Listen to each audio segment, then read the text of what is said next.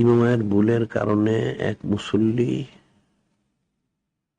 ওয়াজিব তরকের সন্দেহে আল্লাহু আকবার বলে লুকমা দেয়।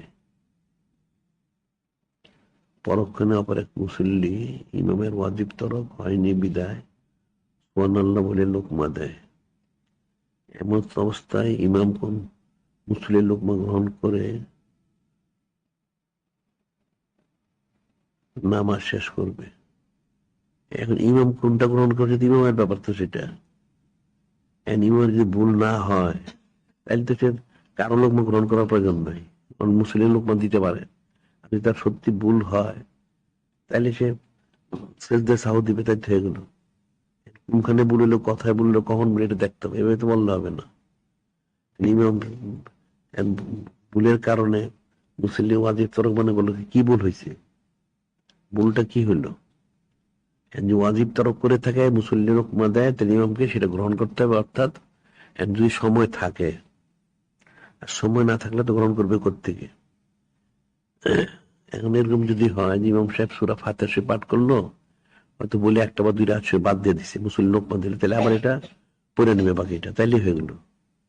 তাইলে তার সেজদা সাহু দিতে হবে না, আবার পড়ায় সূরা ফাতিহা পুরো পড়ে নেই।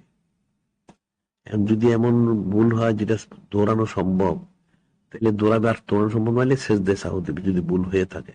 আর যদি ভুল না হয়, মুক্তাদিরে হাজার লোকমা দিলেও সেটা গ্রহণ করার প্রয়োজন নেই, যথারীতি সে নামাজ শেষ করবে।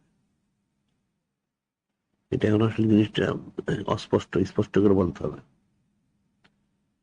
ইমামের ভুলের কারণে এক মুসল্লি ওয়াজিব তরকের গুণ সন্দেহে আল্লাহ বলে লোকমা দেয়।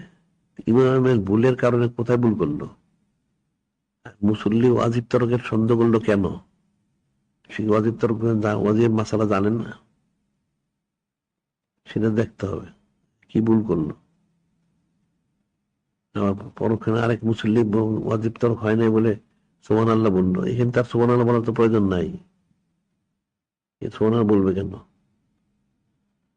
মুসল্লি যদি ইমাম যদি ভুল হয় তাহলে গ্রহণ করে ব্যবস্থা সেটা নিবে, যদি ভুল না হয় তাহলে নামাজ যথারীতি আদায় করবে। এটা সোয়ালটা ঠিক হয় না।